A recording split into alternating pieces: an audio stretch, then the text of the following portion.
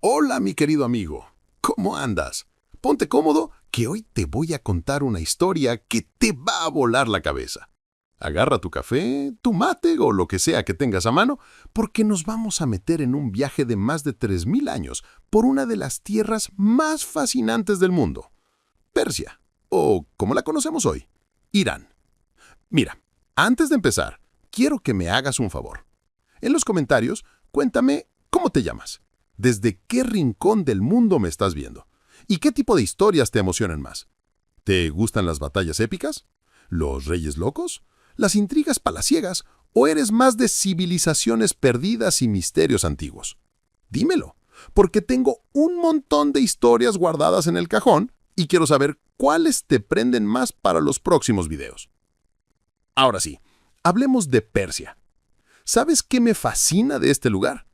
Que cuando escuchas Persia, automáticamente piensas en alfombras voladoras, genios de la lámpara y princesas en palacios de ensueño, ¿verdad? Pero la realidad es 1000 veces más increíble que cualquier cuento de las 1001 noches. Imagínate por un segundo que pudieras viajar en el tiempo. Te digo, oye, ¿quieres conocer el imperio más grande que ha existido jamás en la historia de la humanidad? Y tú me dirías, ¡ah, sí, los romanos! Error. Los persas, amigo mío, construyeron un imperio que se extendía desde lo que hoy es Pakistán hasta las costas de Grecia. Cuando los europeos todavía vivían en chozas de barro, los persas ya tenían un sistema postal que funcionaba mejor que el nuestro hoy en día. Pero aquí viene lo más loco de todo. Esta es la historia de una tierra que ha muerto y resucitado más veces que un gato con 7 vidas. Ha sido conquistada por griegos, árabes, mongoles, turcos y cada vez ha salido más fuerte, más rica culturalmente, como si cada invasión fuera simplemente otra capa de barniz que la hace brillar más. ¿Y sabes qué es lo mejor? Que todo empezó hace tanto, pero tanto tiempo, que cuando los primeros persas estaban construyendo sus ciudades, las pirámides de Egipto ya eran monumentos antiguos para ellos. Así de vieja es esta historia. Pero tranquilo, no te voy a aburrir con fechas y nombres raros que ni yo mismo puedo pronunciar bien. Te voy a contar esto como si fuéramos dos amigos tomando una cerveza y yo te estuviera contando la novela más loca que jamás has escuchado. Porque créeme, la historia de Persia tiene más drama, más giros inesperados y más personajes increíbles que cualquier serie de Netflix. Así que relájate, escúchame con atención y prepárate para conocer a algunos de los personajes más fascinantes de la historia, desde reyes que construían jardines colgantes hasta emperadores que cruzaban océanos enteros para conquistar el mundo. Capítulo 1. Los primeros en la fiesta. Elamitas y medos. Oye, ¿tú eres de esos que llegan temprano a las fiestas o de los que aparecen cuando ya está todo el mundo bailando? Los elamitas definitivamente eran de los primeros. Estos tipos estaban organizando la civilización cuando el resto del mundo todavía estaba descubriendo que frotando 2 palitos se podía hacer fuego. Te cuento algo que me parece alucinante. Mientras en otras partes del mundo la gente todavía vivía en cuevas, los elamitas ya tenían ciudades con nombres que suenan a conjuro mágico, como Susa. Y lo más genial es que inventaron su propio sistema de escritura, su propio alfabeto. Imagínate la creatividad. Oye, ¿y si en lugar de hablar como todos, nosotros escribimos con estos dibujitos raros? Y funcionó tan bien que hasta el día de hoy nadie ha podido descifrar completamente lo que escribieron. Es como si hubieran dejado el mensaje secreto más grande de la historia. Hay arqueólogos que se han vuelto locos tratando de entender qué diablos decían esas tablillas. Debe ser frustrante, ¿no? Es como encontrar el diario íntimo de tu bisabuela y no poder leer ni una sola palabra. Pero estos elamitas no eran solo tipos raros con su escritura extraña. Eran los intermediarios más exitosos de la antigüedad. Imagínatelos como los comerciantes del mercado negro, pero legal. Estaban justo en el lugar perfecto, entre Mesopotamia, donde estaban todos los sumerios y babilonios con sus inventos locos, y el resto de Persia, que tenía las mejores piedras preciosas y metales del mundo. Cada caravana que pasaba por ahí tenía que parar en Susa, y los elamitas cobraban su comisión. Era como tener un peaje en la autopista más transitada del mundo antiguo. No es de extrañar que se volvieran súper ricos y poderosos. Y construyeron templos que daban miedo. No sé si has visto fotos de las ruinas, pero te juro que parecen decorados de película de terror. Tenían estos dioses que eran mitad humano, mitad animal, mitad pesadilla. Uno de sus dioses principales se llamaba Inshushinak. Y no me estoy inventando el nombre. Suena como si fuera un estornudo gigante, pero este tipo era el dios protector de Susa. Pero como todo en la vida, lo que sube, baja. Los elamitas tuvieron la mala suerte de meterse con los asirios, que eran básicamente los matones del barrio en aquella época. Los asirios eran esos tipos que llegaban a tu ciudad y te decían: ¿pagas tributo o prefieres que convirtamos tu ciudad en un estacionamiento? La mayoría pagaba, pero los elamitas dijeron que no. Error garrafal. Los asirios arrasaron con todo, destruyeron Susa tan completamente que durante siglos nadie se acordó de que había existido. Imagínate, una civilización que había durado miles de años borrada del mapa en una década. Es como si alguien hubiera apretado el botón de borrar en la computadora de la historia. Pero aquí viene la parte genial. Cuando una puerta se cierra, otra se abre, y la que se abrió fue mucho más grande. Los medos, los primeros persas de verdad. Los medos eran completamente diferentes a los elamitas. Si los elamitas eran los comerciantes sofisticados de ciudad, los medos eran los vaqueros del antiguo Medio Oriente. Venían de las montañas del norte, eran duros como una piedra y tenían una filosofía muy simple. Si algo no se puede resolver hablando, se resuelve a caballo y con espada. Pero no creas que eran unos bin salvajes. Estos tipos tenían una organización social que era una obra de arte. Tenían esta costumbre súper interesante. En lugar de tener un solo rey todopoderoso, como todo el mundo, tenían una especie de consejo de jefes tribales. Era como una democracia, pero con más caballos y menos parlamento. Su primer gran líder se llamaba Deioces.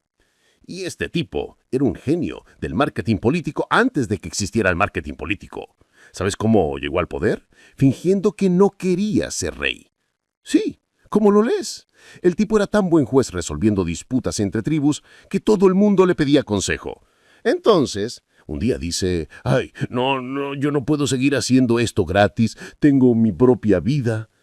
¿Y qué pasó? Que se armó tal caos sin él que toda la gente fue y le suplicó: «Por favor, sé nuestro rey, te damos lo que quieras». Él se hizo el rogar un poquito más y después aceptó. Estrategia nivel experto. Pero el verdadero crack fue Ciaxares. Este tipo era el que llamabas cuando querías que se resolvieran los problemas de una vez por todas. Y tenía un problema gordo que resolver. Los asirios, los mismos que habían destruido a los elamitas, seguían siendo los matones del barrio. Ciaxares tuvo una idea brillante. Y, sin lugar de pelear solos contra estos tipos, nos juntamos con otros que también los odian. Así que se alió con los babilonios. Era como cuando en el colegio dos niños que no se llevaban bien se unían para enfrentar al bully que molestaba a ambos. Y funcionó de maravilla. En el año 612 a.C., medos y babilonios atacaron Nínive, la capital asiria, y la demolieron tan completamente que hasta el día de hoy los arqueólogos siguen encontrando pedazos. Fue como una fiesta de destrucción épica. Los asirios, que habían sido los reyes del mundo durante siglos, desaparecieron de la historia, de la noche a la mañana. De repente, los medos se encontraron siendo una superpotencia. Tenían un imperio que se extendía desde Irán hasta Turquía. Su capital, Ecbatana, era una ciudad tan lujosa que cuando los griegos la conocieron, no podían creer lo que veían. Decían que las paredes del palacio estaban cubiertas de oro y plata y que los jardines eran tan hermosos que parecían el paraíso en la tierra. Pero aquí viene el plot twist que nadie se esperaba. Los medos tenían un primo lejano, un tal Ciro, que vivía en una tribu llamada los persas. Los medos pensaban: sí, los persas, esos son nuestros primos pobres del sur. Buenos muchachos, pero no muy importantes. Error número 2 en la historia de esta región. Ciro resultó ser el tipo más ambicioso y carismático que había nacido en siglos, y un día se despertó y dijo: ¿Sabes qué? Yo creo que puedo hacer esto mejor que mis primos medos. Y así, sin que nadie se lo esperara, la historia estaba a punto de cambiar para siempre. Los medos habían construido el primer gran imperio iraní, pero sin saberlo, habían criado a la serpiente que los iba a devorar. Porque Ciro no solo era ambicioso, era un genio militar, un diplomata nato, y tenía una visión que iba mucho más allá de cualquier cosa que los medos hubieran imaginado jamás. Pero esa, mi querido amigo, es una historia para el próximo capítulo. Porque cuando Ciro decidió salir de su pequeño reino en Fars y conquistar el mundo, empezó la aventura más loca de toda la historia antigua. ¿Te has quedado con ganas de más? Perfecto, porque esto apenas está empezando. Y recuerda, déjame en los comentarios cómo te llamas, desde dónde me ves y qué te gustaría que contar en los próximos videos. Porque tengo historias de emperadores locos, batallas imposibles e intrigas palaciegas que te van a dejar con la boca abierta. Nos vemos en el próximo capítulo, donde conoceremos al hombre que cambió el mundo para siempre. Capítulo 2. El hombre que conquistó el mundo. Ciro el Grande y los aqueménidas. ¿Te acuerdas de Ciro, el primo pobre de los medos? Bueno, prepárate porque esta historia tiene más giros que una montaña rusa. Resulta que el abuelo de Ciro, Astiages, rey de los medos, tuvo un sueño que lo despertó en mitad de la noche, empapado de sudor frío. En el sueño, veía una vid gigantesca que crecía del vientre de su hija Mandane, y esa vid se extendía por todo su reino hasta cubrirlo completamente. Los magos de la corte, esos tipos con barbas largas que siempre andaban leyendo las estrellas, le dijeron algo que le heló la sangre. «Majestad, su nieto va a quitarle el trono». ¿Qué hace cualquier abuelo normal cuando le dicen eso? Pues Astiages no era precisamente normal. Decidió casar a su hija con un noble persa de segunda categoría, pensando, si la caso con alguien sin importancia, el nieto será un don nadie.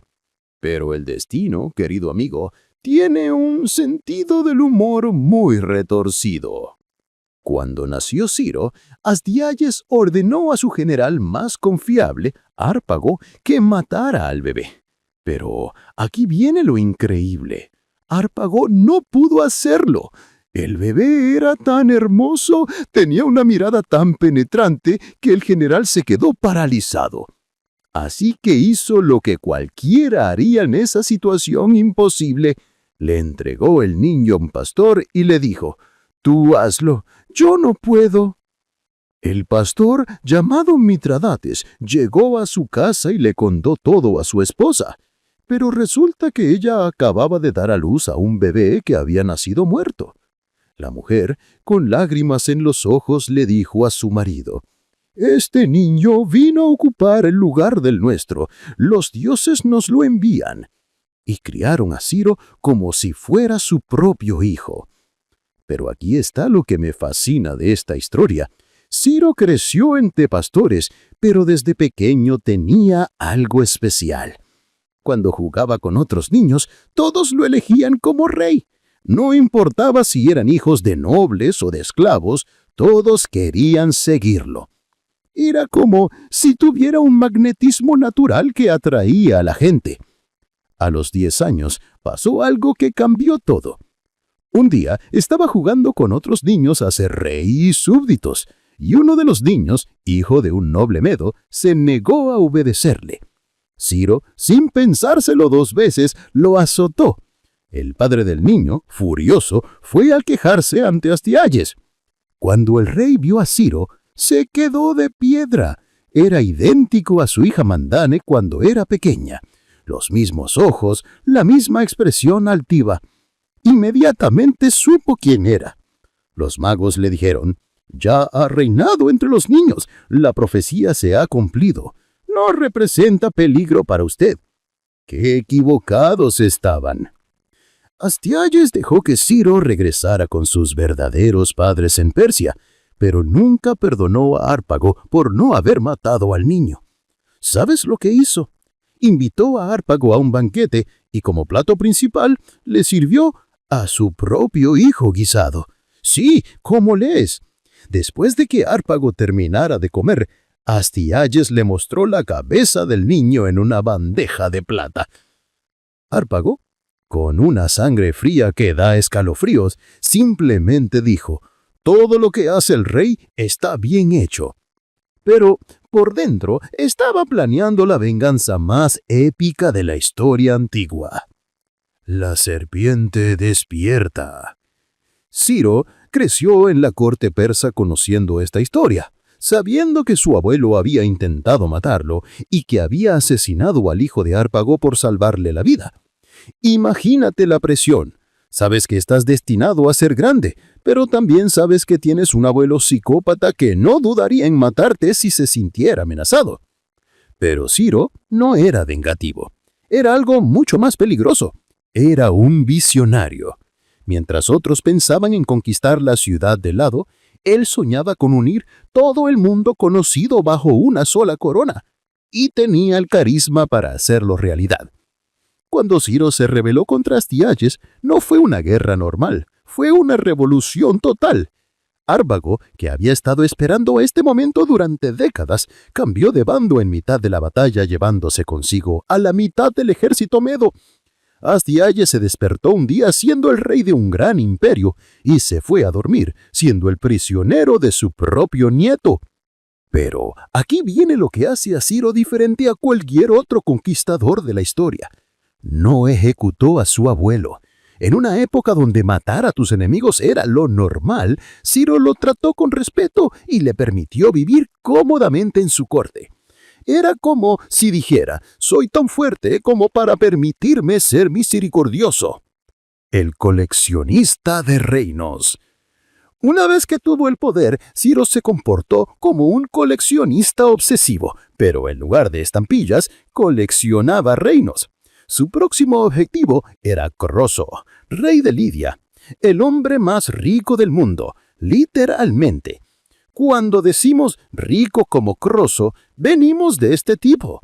Croso tenía tanto oro que había inventado la primera moneda de la historia. Sus soldados llevaban armaduras de oro puro. Su palacio tenía fuentes que emanaban oro líquido. Era tan rico que cuando consultó al oráculo de Delfos sobre si debía atacar a Ciro, pagó una fortuna por la respuesta. El oráculo, con esa ambigüedad típica de los adivinos profesionales, le dijo: «Si cruzas el río Balis, destruirás un gran reino». Croso pensó que se refería al reino de Ciro. No se le ocurrió que podría ser el suyo propio. La batalla fue épica. Croso tenía la mejor caballería del mundo, pero Ciro tenía algo mejor. Tenía cerebro. Puso camellos en primera línea. ¿Por qué? Porque los caballos no soportan el olor de los camellos. En cuanto la caballería lidia se acercó, sus propios caballos se volvieron locos, tiraron a los jinetes y huyeron despavoridos. Cuando Croso fue capturado, Ciro ordenó que fuera quemado vivo. Pero mientras las llamas empezaban a subir, Croso gritó: «¡Oh, Solón, tenías razón!». Ciro, curioso, detuvo la ejecución y preguntó qué significaba eso. Croso le contó que un sabio griego llamado Solón le había dicho una vez: «No llames feliz a ningún hombre hasta que esté muerto». Ciro se quedó tan impresionado por la sabiduría de esas palabras que no solo perdonó a Croso, sino que lo convirtió en su consejero personal. Pero la verdadera prueba de fuego fue Babilonia. Esta ciudad era la Nueva York del mundo antiguo, gigantesca, rica, poderosa y aparentemente inconquistable. Tenía murallas tan altas y gruesas que una carroza tirada por 4 caballos podía dar la vuelta encima de ellas. Sus jardines colgantes eran considerados una de las maravillas del mundo. El rey de Babilonia, Nabónido, se creía invencible. Tenía razón para creérselo. Su ciudad nunca había sido conquistada por asedio directo. Pero Ciro no pensaba hacer un asedio normal. Una noche, mientras los babilonios celebraban una gran fiesta en honor a sus dioses, sí, esa fiesta famosa donde aparecía la escritura en la pared, Ciro estaba ejecutando el plan más audaz de la historia militar antigua. Sus ingenieros habían estado trabajando durante meses desviando el curso del río Éufrates, que corría por el centro de Babilonia. Cuando el nivel del agua bajó lo suficiente, los soldados persas entraron por el lecho del río como fantasmas en la noche. Los babilonios estaban tan ocupados celebrando que no se dieron cuenta de que habían sido conquistados hasta que ya era demasiado tarde. Pero aquí viene lo más increíble. En lugar de saquear la ciudad como había hecho cualquier otro conquistador, Ciro entró como un libertador. Liberó a todos los esclavos, devolvió a los pueblos deportados a sus tierras e incluso ayudó a los judíos a reconstruir el templo de Jerusalén. Por eso en la Biblia lo llaman el ungido de Dios, el único no judío que recibe ese honor. El cilindro que cambió el mundo. Ciro hizo algo que nadie había hecho jamás en la historia. Escribió el primer documento de derechos humanos del mundo. Se llama El Cilindro de Ciro. Y básicamente decía: todos los pueblos tienen derecho a adorar a sus propios dioses, vivir según sus propias costumbres y ser tratados con dignidad. Imagínate el shock cultural en una época donde conquistar significaba esclavizar, violar y destruir. Llega este tipo y dice: no, vamos a hacer las cosas diferentes. Vamos a construir un imperio donde todos puedan ser felices. Era tan revolucionario que los griegos, que se creían los inventores de la civilización, no podían creerlo. Heródoto, el padre de la historia, escribió que los persas educaban a sus hijos en 3 cosas: montar a caballo, tirar con arco y decir la verdad. Para los griegos, que mentir era parte del arte de la política, esto les sonaba a ciencia ficción. Pero hasta los gigantes pueden caer. Y Ciro cayó luchando contra una mujer.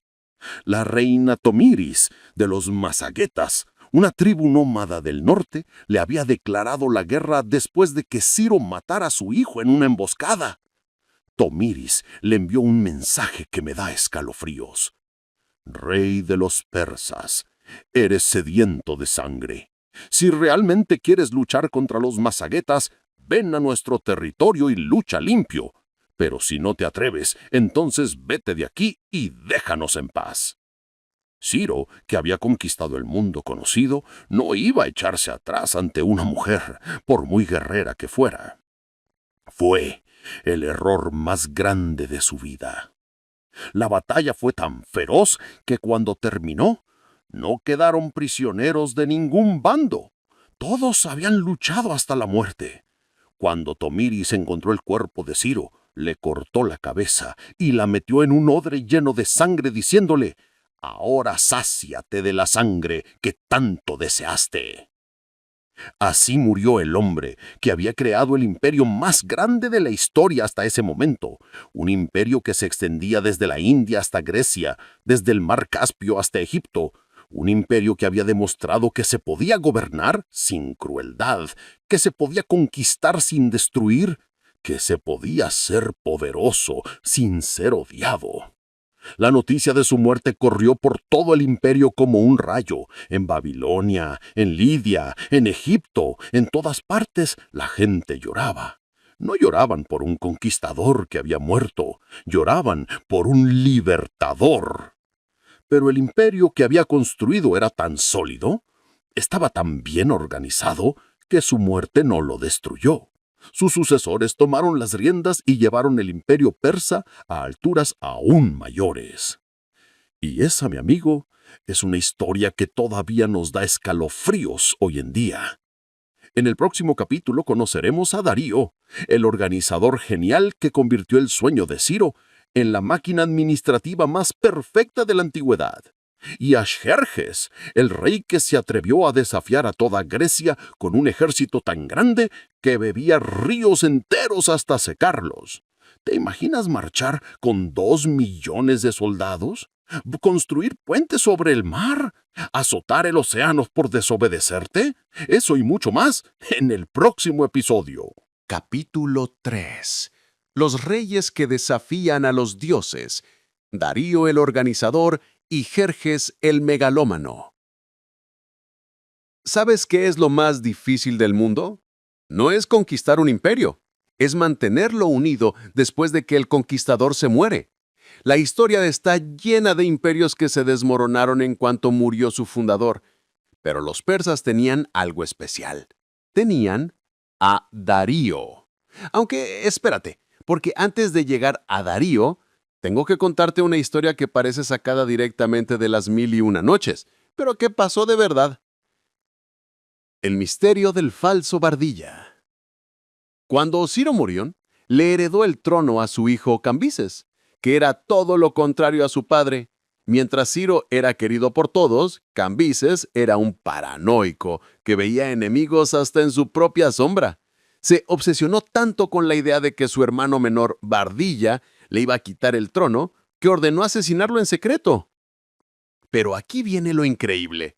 Justo cuando Cambises estaba conquistando Egipto, llegó un mensajero con noticias que lo dejaron helado. «Majestad, su hermano Bardilla ha tomado el poder en Persia y todo el pueblo lo aclama como el verdadero rey». Cambises se quedó lívido. «¡Pero si yo mismo ordené matarlo!», gritó. El mensajero, temblando, le respondió: «Majestad, tal vez no está muerto». ¿Te imaginas el horror? Cambises enloqueció completamente. Canceló la campaña de Egipto, montó en su caballo más rápido y cabalgó día y noche hacia Persia. Pero el destino, que siempre tiene sus propios planes, hizo que se cayera del caballo y la punta de su propia espada le atravesara la pierna. La herida se infectó y murió en el camino, gritando: «¡El falso Bardilla! ¡El falso Bardilla!», porque resultó que no era Bardilla. Era un mago zoroastriano llamado Gaumata que se parecía tanto a Bardilla que había logrado engañar a todo el imperio. Imagínate la audacia. Este tipo había estudiado cada gesto, cada manera de hablar de Bardilla, y había suplantado al príncipe muerto durante meses sin que nadie se diera cuenta. Era como una película de espías, pero en el año 522 a.C. Gaumata había abolido los impuestos por 3 años, había liberado esclavos, había hecho reformas populares. El pueblo lo adoraba porque creía que era el verdadero Bardilla, el príncipe bueno que había vuelto para salvarlos del tirano Cambises. Darío, el hombre que salvó un imperio. En medio de este caos, apareció Darío. Pero aquí está lo loco. Darío no era ni siquiera de la familia real directa, era un primo lejano. Un noble de segunda línea que debería haber estado creando caballos en algún rincón perdido del imperio. Pero Darío tenía algo que los demás no tenían: una inteligencia política brutal y la capacidad de ver 3 movimientos adelante, como un gran maestro de ajedrez. Se juntó con 6 nobles persas de confianza y planeó lo que debe haber sido la operación encubierta más arriesgada de la historia antigua. La noche del golpe, los 7 conspiradores entraron al palacio vestidos como guardias normales. Gaumata estaba en sus aposentos privados, probablemente pensando que había logrado el engaño perfecto. Cuando vio entrar a Darío y sus hombres, supo inmediatamente que todo había terminado. La lucha fue feroz, pero breve. Cuando encontraron el cuerpo de Gaumata, descubrieron algo que confirmó todas sus sospechas. Le faltaban las orejas. Los verdaderos magos zoroastrianos se cortaban las orejas como símbolo de devoción. Bardilla nunca habría hecho eso. Darío salió al balcón del palacio al amanecer, con la cabeza de Gaumata en una lanza, y gritó: «¡Persas! ¡Han sido engañados! Este hombre no era su príncipe, era un impostor. Yo, Darío, descendiente de Aquemenes, soy su legítimo rey». Pero proclamarse rey y serlo realmente son dos cosas muy diferentes.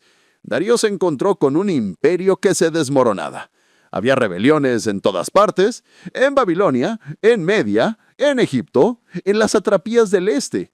Era como si todo el mundo hubiese decidido al mismo tiempo que era el momento perfecto para independizarse. Cualquier otro se habría rendido. Darío convirtió el caos en oportunidad. Lo primero que hizo fue algo genial. Mandó a esculpir en una montaña gigantesca, en Dejistún, toda la historia de cómo había salvado el imperio. Pero no lo escribió solo en persa, sino en 3 idiomas: persa, elamita y babilonio. Era como mandar un tuit viral, pero en roca y para toda la eternidad. La inscripción decía algo así como: «Yo, Darío, el gran rey, rey de reyes, hijo de Histaspes, nieto de Arsames, Aqueménida. Dice Darío el rey: mi padre era Histaspes, el padre de Histaspes era Arsames, el padre de Arsames era Ariaramenes, el padre de Ariaramenes era Teíspes, el padre de Teíspes era Aquemenes. Dice Darío el rey: por esta razón nosotros somos llamados aquemenies». Era como decir: «¡Hey! Yo no soy un usurpador cualquiera. Tengo pedigrí, tengo legitimidad, y si alguien piensa lo contrario, que venga a discutírmelo». Pero la verdadera genialidad de Darío no estaba en las inscripciones, estaba en cómo reorganizó el imperio. Inventó el sistema de satrapías, que era básicamente como dividir el imperio en estados federales, pero hace 2500 años. Cada satrapia tenía un sátrapa, que era como un gobernador con poderes casi reales. Pero Darío, que no confiaba en nadie completamente, creó un sistema de pesos y contrapesos que era una obra de arte. El sátrapa controlaba el gobierno civil, pero el comandante militar dependía directamente del rey. Había inspectores reales, los famosos ojos y oídos del rey, que aparecían sin avisar para verificar que todo estuviera en orden. Era como tener un sistema de espionaje interno perfecto. Nadie podía planear una rebelión porque siempre había alguien observando, reportando, controlando. Pero la obra maestra de Darío fue el Camino Real. Imagínate una autopista de 2.400 kilómetros que conectaba Susa con Sardes, con estaciones de relevo cada 40 kilómetros, donde había caballos frescos, comida, soldados y todo lo necesario para que un mensajero pudiera viajar sin parar.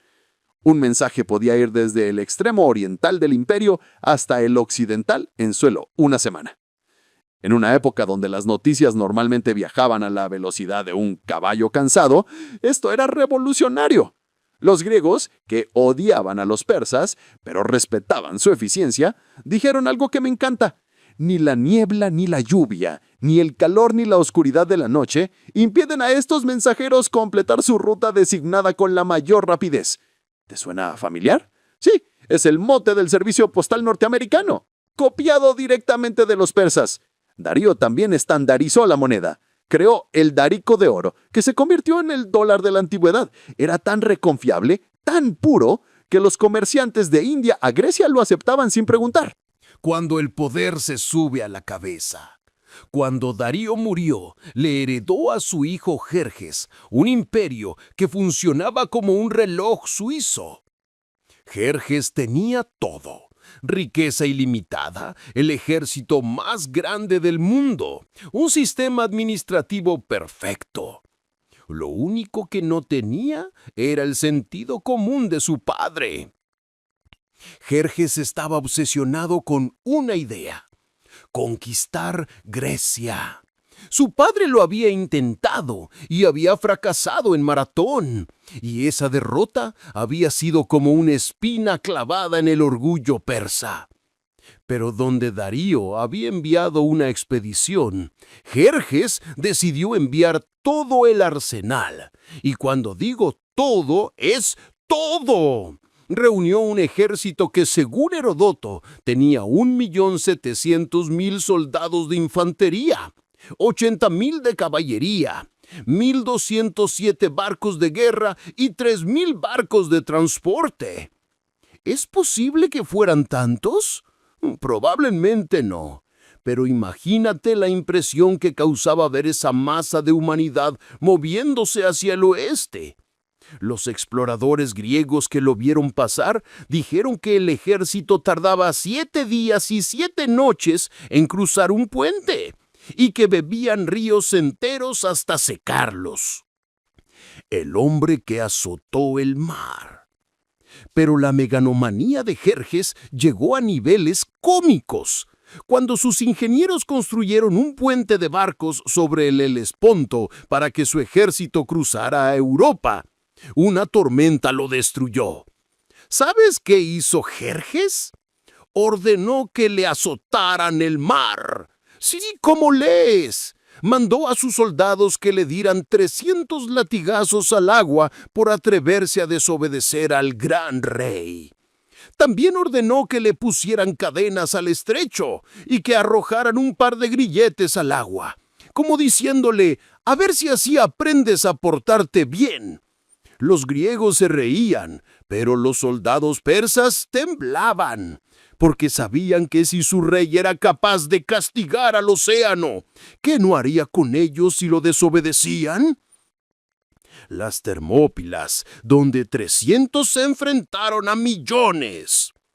La historia de las Termópilas la conoces por las películas, pero la realidad fue aún más épica. Jerjes llegó al desfiladero y se encontró con 300 espartanos y unos 7,000 griegos más bloqueándole el paso. Le envió un mensaje a Leónidas, el rey espartano. Entrega tus armas y serás tratado con honor. Leónidas respondió con 2 palabras que se hicieron inmortales. Molón la ve. Ven a tomarlas. Jerjes se rió. Le dijo a uno de sus generales, mis arqueros son tantos que sus flechas obscurecerán el sol. Un espartano llamado Dianeques respondió, mejor, así lucharemos en la sombra. La batalla duró 3 días. Los persas atacaron en oleadas que parecían no tener fin, pero los griegos, protegidos por las estrechas paredes del desfiladero, los masacraban. Jerjes, sentado en su trono de oro observando la matanza, no podía creer lo que veía. Sus inmortales, su guardia de élite, los guerreros que nunca habían conocido la derrota, eran destrozados por unos cuantos griegos sudorosos y barbudos que peleaban como demonios. Finalmente, un griego traidor les mostró a los persas un sendero de montaña para rodear a los espartanos. Cuando Leónidas se dio cuenta de que estaba rodeado, despidió a la mayoría de sus aliados y se quedó solo con sus 300 espartanos para el último combate. Murieron hasta el último hombre, pero llevándose por delante a miles de persas. Jerjes encontró el cuerpo de Leónidas y en un arrebato de furia ordenó que le cortaran la cabeza y la clavaran en una estaca. Era la primera vez en su vida que alguien lo había desafiado realmente y no sabía cómo lidiar con esa humillación. Salamina, cuando los dioses se vuelven contra ti.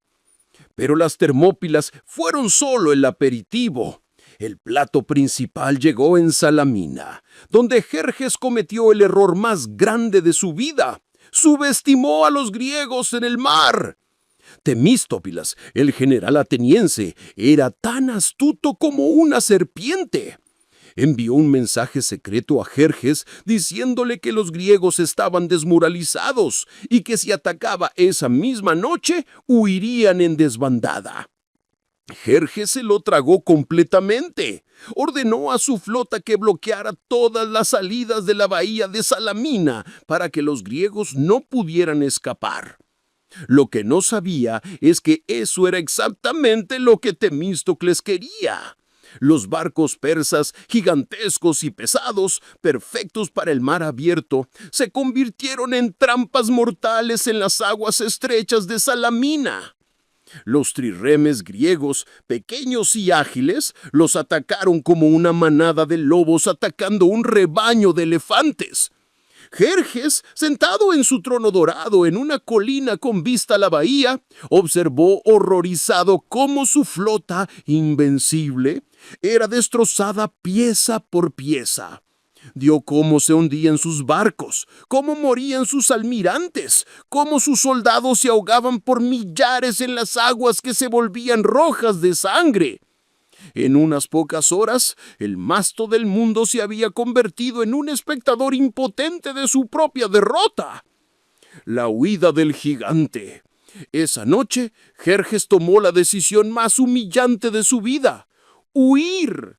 Abandonó a su ejército, se disfrazó de comerciante común y huyó hacia Persia como un ladrón en la noche. El hombre que había llegado a Grecia como un dios viviente se iba como un fugitivo derrotado. Su ejército, sin líder y desmoralizado, fue destrozado al año siguiente en Platea por los griegos unidos. Jerjes regresó a Persia convertido en una sombra de lo que había sido. Se encerró en sus palacios, se dedicó a construir monumentos grandiosos para tratar de olvidar su humillación y murió asesinado por su propia guardia en una conspiración palaciega. El imperio que Ciro había conquistado con sabiduría y que Darío había organizado con genialidad había sido humillado por la megalomanía de un solo hombre. Pero aquí está lo increíble. Ni siquiera esa derrota épica pudo destruir a Persia. El imperio era tan sólido, tan bien construido, que sobrevivió incluso a los errores de sus peores reyes. Aunque claro, nadie sabía que en una pequeña ciudad de Macedonia, un príncipe rubio estaba creciendo y soñando con conquistas aún más grandes que las de Jerjes. Pero esa, querido amigo, es una historia para el siguiente capítulo, donde veremos cómo el imperio más grande del mundo fue conquistado por un joven de 22 años que nunca perdió ni una sola batalla. Capítulo 5. La venganza de Oriente. Seleucidas, Partos y el renacer del águila persa. ¿Sabes qué es lo más frustrante del mundo? Ganar la lotería y descubrir que el boleto está roto y no se puede cobrar. Eso es exactamente lo que les pasó a los generales de Alejandro. Habían conquistado el imperio más grande de la historia, pero no tenían ni idea de cómo mantenerlo unido. Cuando Alejandro murió en Babilonia, rodeado de sus generales que fingían llorar mientras calculaban mentalmente cuánto les tocaría del botín, su imperio se desintegró más rápido que una galleta en leche caliente. Los herederos que no sabían heredar. La escena en el lecho de muerte de Alejandro habría sido cómica si no hubiera sido tan trágica. Sus generales se reunieron alrededor de él y le preguntaron: ¿a quién dejas el imperio? Alejandro, que ya apenas podía hablar, susurró: al más fuerte. ¿Te imaginas? Era como dejar una herencia con las instrucciones: que se peleen por ella. Y eso hicieron exactamente. Se armó una guerra civil que duró 40 años y se conoce como las guerras de los diadocos, que básicamente significa las guerras de los que se repartieron el pastel. Ptolomeo se quedó con Egipto, Antígono con Asia Menor, Lisímaco con Tracia, y el premio gordo, Persia y Mesopotamia, le tocó a Seleuco. Seleuco era el más listo del grupo, o tal vez el más ambicioso. Mientras sus compañeros se peleaban por ciudades griegas, él se dio cuenta que el verdadero tesoro estaba en Oriente, las rutas comerciales hacia India, las minas de plata de las montañas, las ciudades fabulosamente ricas de Asia Central. El imperio griego que se volvió persa. Seleuco fundó el imperio Seleucida en el 312 a.C., pero desde el primer día tuvo un problema gigantesco. Era un griego tratando de gobernar a millones de persas, babilonios, medos y docenas de otros pueblos que no tenían ningún interés en ser gobernados por extranjeros.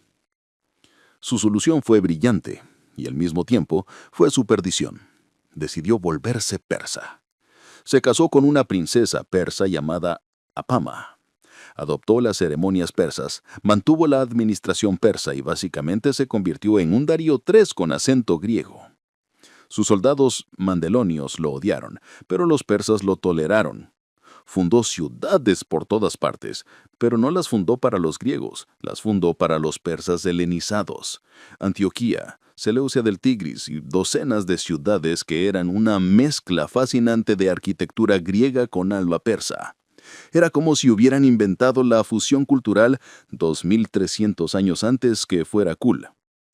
Pero aquí está el problema con los imperios gigantescos. Son imposibles de controlar desde un solo centro. Seleuco tenía territorios que se extendían desde Turquía hasta la India, y en aquella época un mensaje tardaba meses en ir de un extremo a otro. Las satrapías comenzaron a actuar como reinos independientes. Los gobernadores locales se casaban con familias nobles de la zona. Sus hijos ya no hablaban griego. Sus nietos ni siquiera sabían que tenían antepasados macedonios. Era como una empresa multinacional donde cada sucursal termina olvidando que tiene una oficina central. Los partos, los nómadas, que dijeron que no. Y entonces aparecieron los partos y cambiaron todo para siempre. Los partos eran un pueblo nómada que vivía en el noroeste de Irán, en una región que hoy es Turkmenistán. Eran los típicos nómadas de las estepas, duros como el cuero, expertos jinetes y con una filosofía muy simple sobre la vida. Si algo no es tuyo y lo puedes tomar, tómalo. Habían sido súbditos del imperio persa, luego súbditos de Alejandro, luego súbditos de los partos y estaban hartos de ser súbditos de cualquiera. Su líder se llamaba Arsaques y este tipo tenía una visión que era revolucionaria para su época. ¿Por qué tenemos que obedecer a reyes que ni siquiera viven en nuestras tierras? Era el año 247 a.C. cuando Arsaques se rebeló contra el sátrapa Seleucidá de Parta. Pero no fue una rebelión normal, con asedios y batallas campales. Los partos inventaron algo nuevo, la guerra de guerrillas montada. Imagínate, aparecían de la nada, atacaban una guarnición seleucida, mataban a todos los soldados, se llevaban el botín y desaparecían en las estepas antes de que nadie pudiera reaccionar. Era como pelear contra fantasmas. Los seleucidas enviaron ejército tras ejército para aplastar la rebelión, pero era imposible pelear contra un enemigo que no estaba nunca donde esperabas que estuviera. La táctica que cambió la historia.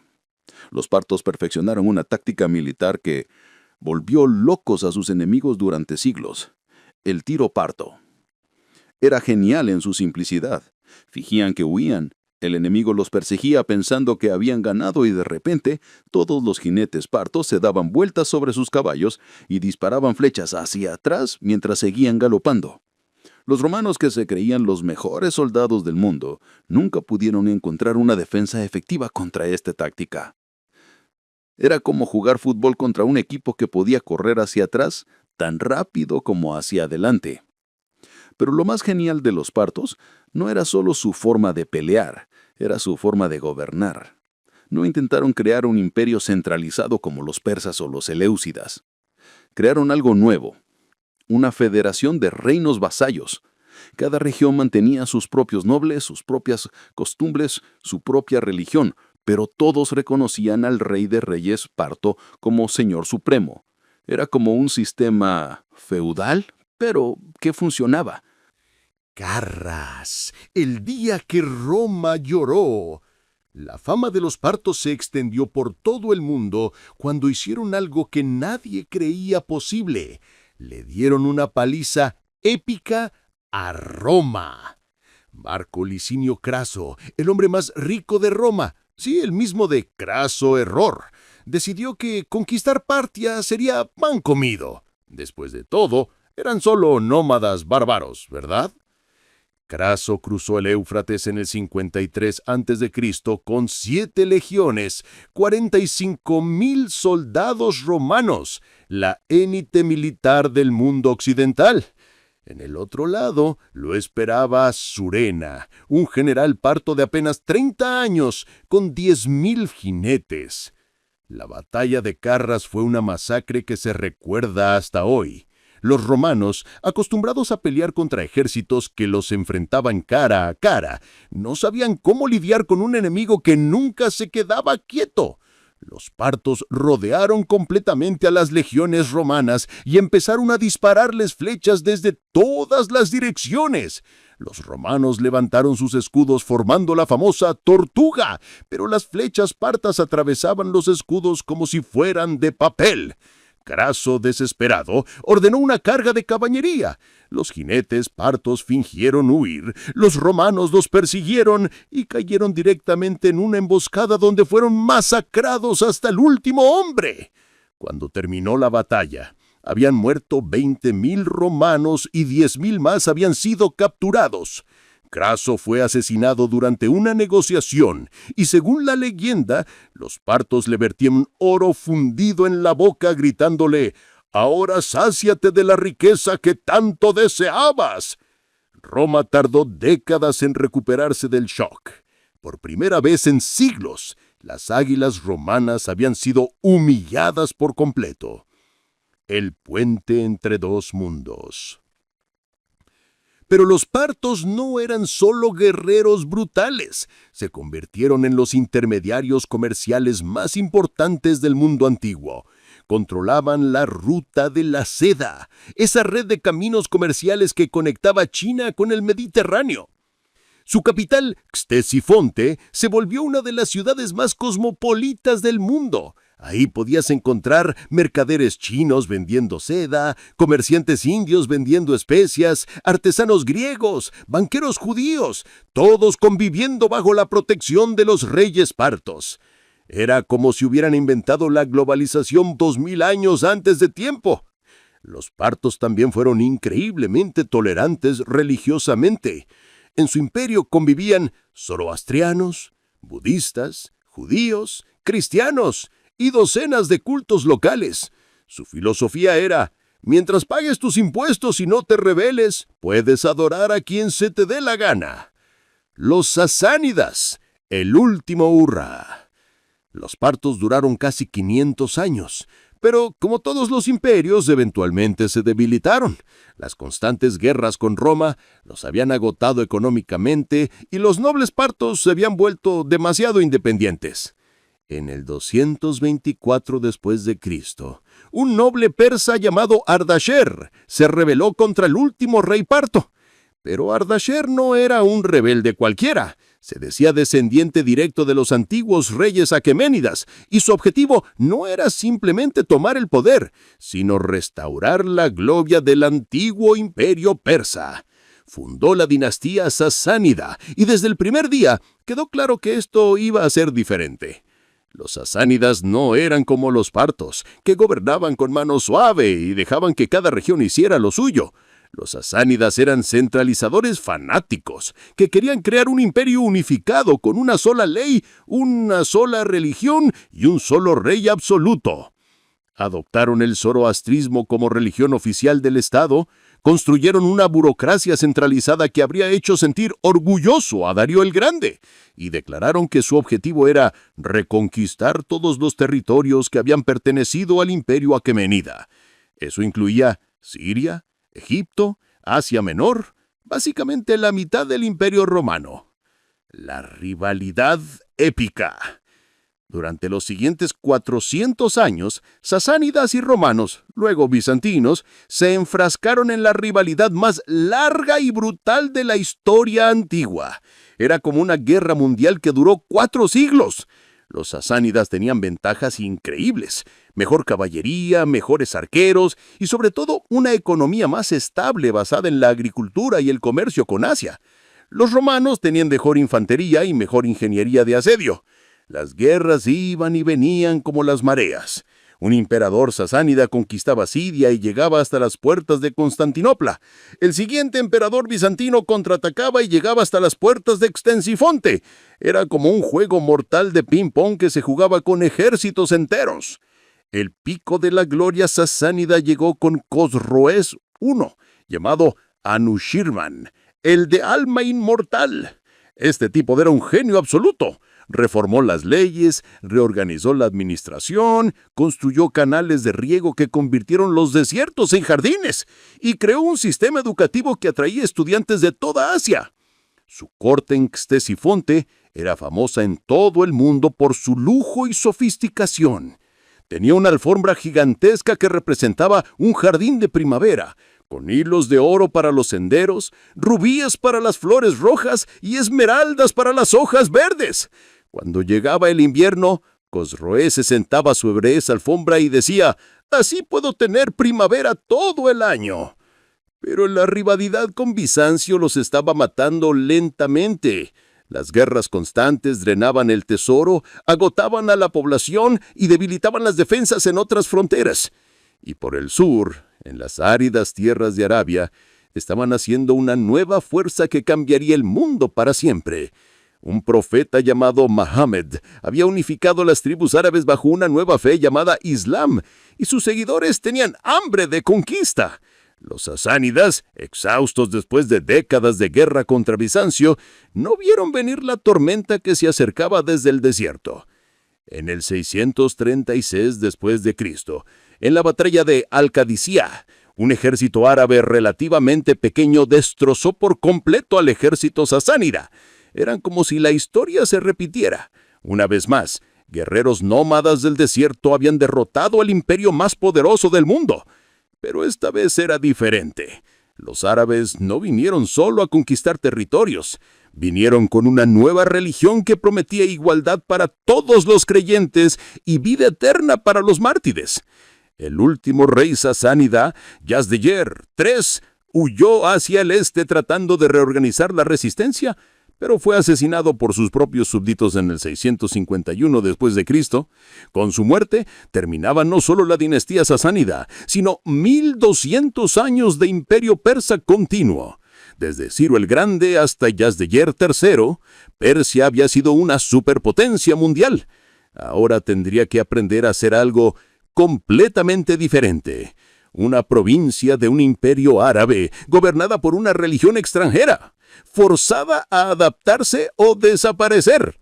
Pero si algo había demostrado la historia persa, era que este pueblo tenía una capacidad sobrenatural para sobrevivir a las conquistas, absorber a los conquistadores y emerger más fuerte que antes.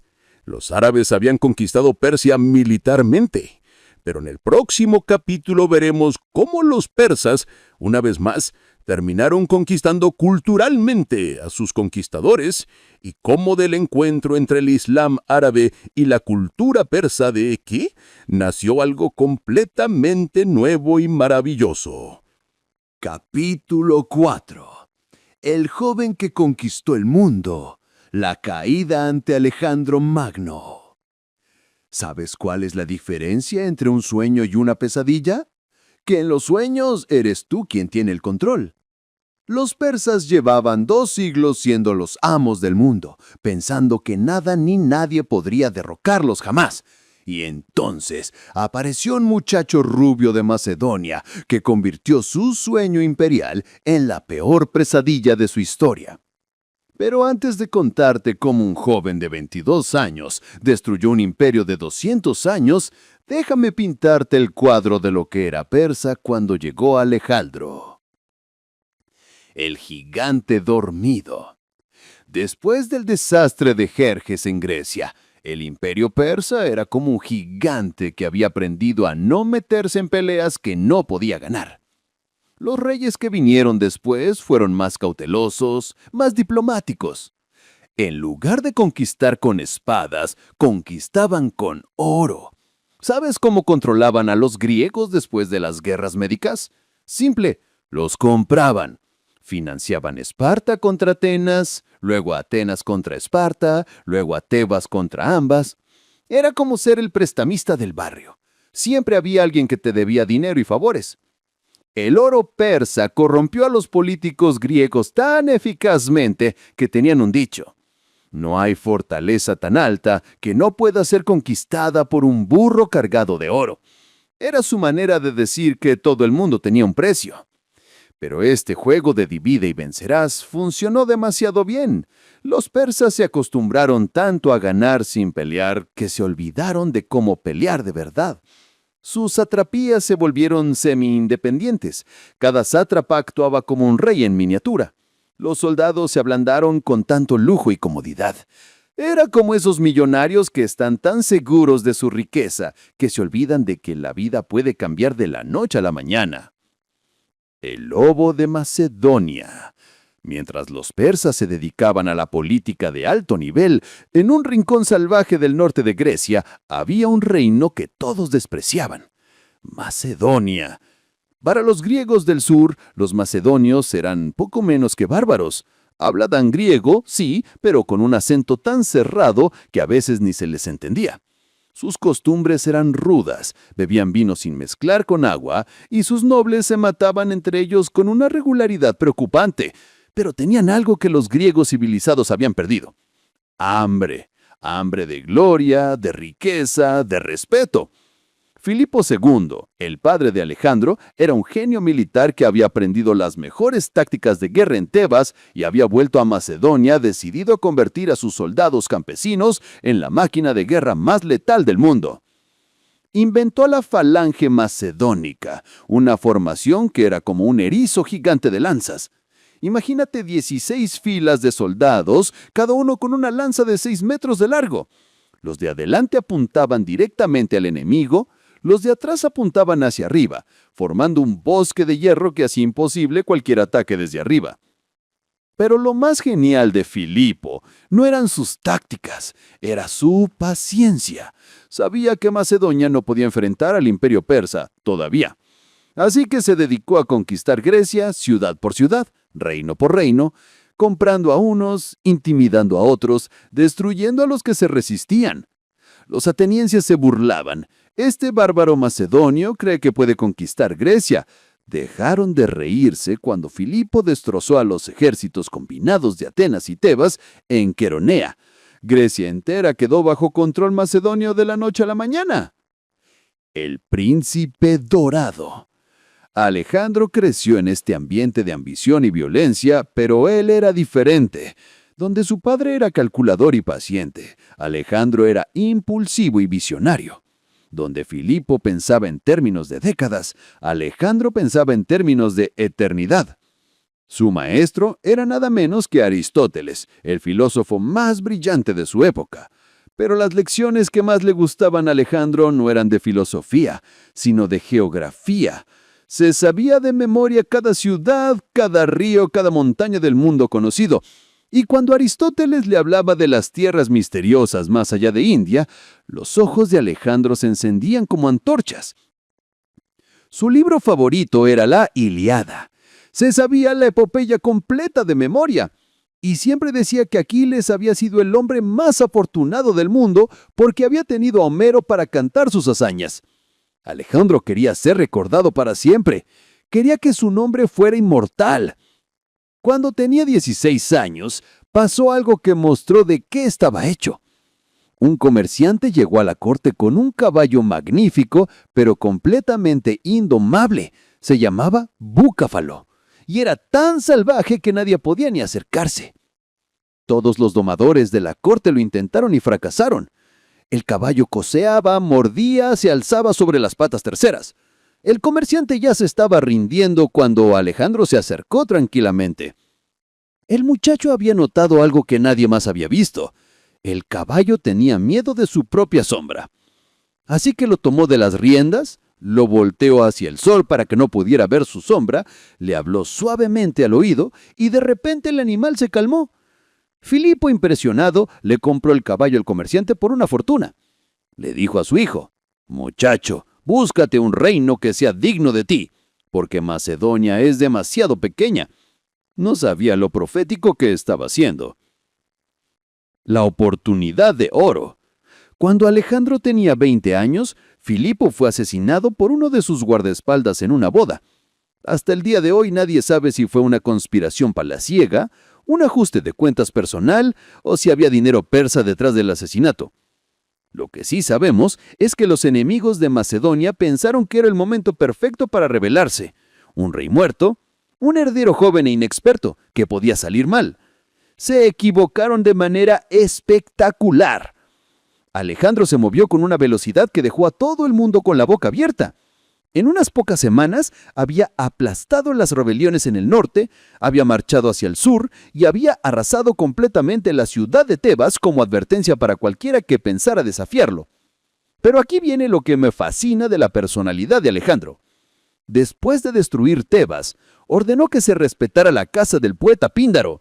En medio de toda la masacre, se acordó de proteger la casa de un artista que había muerto hacía décadas.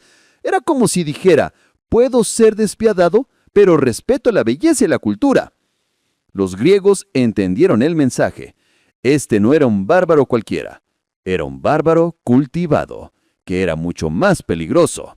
La invasión, cuando David desafía a Goliat. En el 334 a.C., Alejandro cruzó el Helesponto con 35,000 soldados macedonios y griegos. Del otro lado, lo esperaba el imperio más grande del mundo, con recursos prácticamente ilimitados y millones de súbditos. Era como si un país del tamaño de Bélgica hubiera decidido invadir Estados Unidos, Rusia y China juntos. Pero Alejandro tenía 3 ventajas que el imperio persa había perdido con el tiempo. Soldados que peleaban por gloria personal, no por sueldo. Generales que lo seguían por amor, no por miedo. Y sobre todo, un líder que peleaba en primera línea junto a sus hombres. El rey persa, Darío III, era todo lo contrario a lejano. Era alto, guapo, noble, educado y completamente inútil como general. Había llegado al trono por casualidad, después de que toda su familia fuera envenenada en una conspiración palaciega. Era como si hubieran puesto un contador a dirigir una empresa de guerra. Gránico, el primer round. La primera batalla importante fue en el río Gránico. Los sátrapas persas, confiados en su superioridad numérica, decidieron darle una lección al jovencito macedonio. ¡Error fatal! Alejandro cargó personalmente contra el centro de la línea persa, montado en bucéfalo, con su famosa armadura dorada que brillaba como el sol.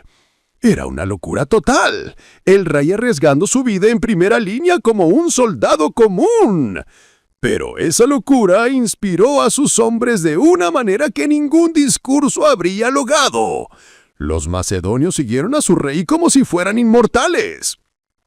La batalla fue una masacre. Los persas, acostumbrados a pelear desde lejos con arcos y jabalinas, no sabían cómo enfrentarse a estos macedonios que peleaban cuerpo a cuerpo con una ferocidad sobrenatural. Cuando terminó, había 20,000 persas muertos en el campo de batalla y apenas 300 macedonios. Alejandro había perdido más caballos que hombres. Isos, el rey cobarde. Darío III finalmente decidió enfrentar personalmente a Alejandro Benizos. Llegó con un ejército gigantesco, 600,000 soldados según algunas fuentes, con carros de guerra, elefantes y la Guardia Real de los Inmortales. Alejandro tenía 40,000 hombres. Pero Darío cometió un error táctico imperdonable. Eligió pelear en un terreno estrecho donde su superioridad numérica no servía de nada. Era como meter a un elefante en un callejón. La batalla comenzó al amanecer. Alejandro, como siempre, cargó directamente hacia donde estaba Darío. Su objetivo no era derrotar al ejército persa, era capturar al rey. Sabía que si Darío caía o huía, todo el ejército se desmoronaría. La carga macedonia fue tan feroz que atravesó las líneas persas como una lanza atraviesa el pergamino. Alejandro llegó hasta unos metros de Darío. Sus ojos se encontraron por un instante y el rey de reyes del imperio más grande del mundo hizo lo más humillante que puede hacer un líder. Dio media vuelta y huyó. El pánico se extendió por el ejército persa como un incendio. En cuestión de minutos, 600,000 soldados estaban corriendo despavoridos, pisoteándose unos a otros en su desesperación por escapar. Alejandro capturó el campamento real con toda la familia de Darío. Su madre, su esposa, sus hijas, encontró un lujo que no había visto jamás. Tiendas más grandes que palacios, camas de oro macizo, baños de mármol, jardines portátiles. Cuando vio el baño personal de Darío, con sus perfumes de aceites aromáticos, Alejandro se rió y le dijo a sus generales, «Así es como se siente ser rey». La oferta del siglo. Darío, desesperado, le envió a Alejandro una carta con la oferta más generosa de la historia. Toda Asia Menor, 10,000 talentos de oro, una fortuna incalculable y la mano de su hija en matrimonio. Parmenion, el general más sabio y viejo de Alejandro, le dijo, «Si yo fuera Alejandro, aceptaría». Alejandro respondió, «Si yo fuera Parmenion, también aceptaría». Era su manera de decir que él no había venido a negociar, había venido a conquistarlo todo. Gaugamela, la batalla final. La decisiva fue en Gaugamela, una planicie en Mesopotamia que Darío había elegido y preparado especialmente para esta ocasión. Había aplanado el terreno para sus carros de guerra, había colocado cáltropos, pinchos de hierro para herir a los caballos enemigos, había reunido el ejército más grande de la historia persa. Esta vez no habría errores, esta vez destruiría al macedonio de una vez por todas. Tenía 1,000,000 de soldados. Alejandro, 47,000. La noche antes de la batalla, los generales a Alejandro le sugirieron un ataque nocturno. «Los tomaremos por sorpresa», le dijeron. Alejandro se negó. «No voy a robar mi victoria. Quiero que todo el mundo sepa que derroté a Darío en combate limpio». Era puro orgullo, pero también pura genialidad psicológica. Alejandro sabía que una victoria en combate abierto destruiría para siempre el mito de la invencibilidad persa. La batalla comenzó con los famosos carros persas con hoces en las ruedas diseñados para cortar las piernas de los soldados enemigos. Los macedonios simplemente abrieron sus filas y los dejaron pasar.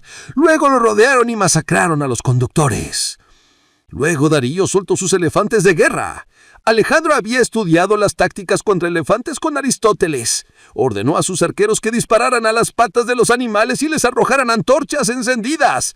Los elefantes, enloquecidos del olor y miedo, se volvieron contra su propio ejército.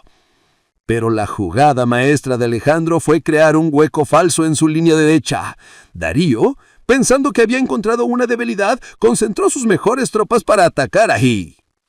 En ese momento, Alejandro cargó con toda su caballería elite contra el punto exacto donde estaba Darío. Era la misma táctica de Isos, pero perfeccionada. Esta vez Alejandro llegó aún más cerca del rey persa. Sus lanzas chocaron, sus miradas se cruzaron una vez más, y una vez más, Darío huyó. Pero esta vez la huida fue definitiva. El imperio persa se desplomó como un castillo de naipes. Las satrapias se rindieron una tras otra, los sátrapas se cambiaron de bando, las ciudades abrieron sus puertos al conquistador.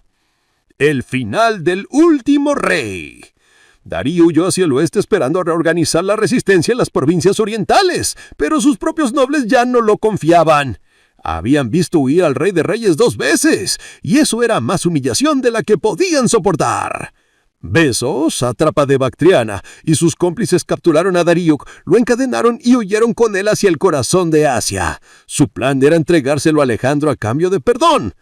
Pero cuando las tropas de Alejandro los alcanzaron, los conspiradores entraron en pánico. Beso atravesó a Darío con su lanza y huyó, dejando al último rey aqueménida, moribundo en el camino.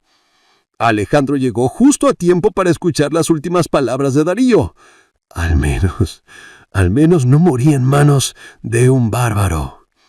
Alejandro se quitó su capa y cubrió el cuerpo del rey muerto. Luego ordenó que fuera enterrado con todos los honores reales en las tumbas de sus antepasados en Persépolis. No era solo un gesto de respeto, era una declaración de Alejandro no era un conquistador que venía a destruir Persa, era el nuevo rey de Persa. Y la conquista de las almas persas. Y aquí viene lo más loco de toda la historia. Alejandro no destruyó el imperio persa, se lo puso como un guante. Adoptó las ceremonias persas, se vistió como un rey persa, se casó con nobles persas e incorporó soldados persas a su ejército. Sus generales macedonios se escandalizaron. ¡Te estás volviendo como ellos! Alejandro le respondió con una sonrisa. Ellos no me conquistaron a mí. Yo me conquisté a ellos. Pero para gobernar un imperio, tienes que entender a la gente que gobiernas. Era un genio. En lugar de ser un ocupante extranjero, se convirtió en un rey legítimo. Los persas lo aceptaron porque lo respetaba. Los macedonios lo seguían porque los había hecho inmortales. Pero la historia tiene sus ironías. Alejandro había conquistado el mundo conocido a los 30 años, pero murió a los 32 en Babilonia, probablemente envenenado por alguno de sus propios generales que ya estaba harto de sus costumbres persas. El imperio que había tomado 10 años en conquistar se desmoronó en 10 días. Sus generales se lo repartieron como buitres y Persa quedó en manos de las Seleucidas, los herederos griegos de Alejandro. Pero aquí viene la genialidad de la cultura persa. Habían sido conquistados militarmente, pero culturalmente fueron ellos quienes conquistaron a sus conquistadores. Los Seleucidas terminaron actuando como reyes persas, hablando persa, casándose con nobles persas. Era como si Persa hubiera dicho, está bien, pueden derrotarlos militarmente, pero nosotros vamos a conquistar sus almas. Y en el próximo capítulo veremos cómo esa estrategia funcionó a la perfección. Cuando aparecieron los partos, unos nómadas del noreste que no solo expulsaron a los griegos, sino que reconstruyeron el imperio persa más fuerte que nunca. ¡No te lo pierdas! Capítulo 5. La venganza de Oriente. Seleucidas, partos y el renacer del águila persa. ¿Sabes qué es lo más frustrante del mundo? Ganar la lotería y descubrir que el boleto está roto y no se puede cobrar. Eso es exactamente lo que les pasó a los generales de Alejandro. Habían conquistado el imperio más grande de la historia, pero no tenían ni idea de cómo mantenerlo unido. Cuando Alejandro murió en Babilonia, rodeado de sus generales que fingían llorar, mientras calculaban mentalmente cuánto les tocaría del botín, su imperio se desintegró más rápido que una galleta en leche caliente. Los herederos que no sabían heredar. La escena en el lecho de muerte de Alejandro habría sido cómica si no hubiera sido tan trágica. Sus generales se reunieron alrededor de él y le preguntaron, ¿a quién dejas el imperio? Alejandro, que ya apenas podía hablar, susurró, al más fuerte. ¿Te imaginas? Era como dejar una herencia con las instrucciones que se peleen por ella. Y eso hicieron exactamente. Se armó una guerra civil que duró 40 años y se conoce como las guerras de los diadocos, que básicamente significa las guerras de los que se repartieron el pastel. Ptolomeo se quedó con Egipto, Antígono con Asia Menor, Lisímaco con Tracia y el premio gordo, Persia y Mesopotamia, le tocó a Seleuco. Seleuco era el más listo del grupo, o tal vez el más ambicioso. Mientras sus compañeros se peleaban por ciudades griegas, él se dio cuenta que el verdadero tesoro estaba en Oriente. Las rutas comerciales hacia India, las minas de plata de las montañas, las ciudades fabulosamente ricas de Asia Central. El imperio griego que se volvió persa. Seleuco fundó el imperio Seleucida en el 312 a.C., pero desde el primer día tuvo un problema gigantesco.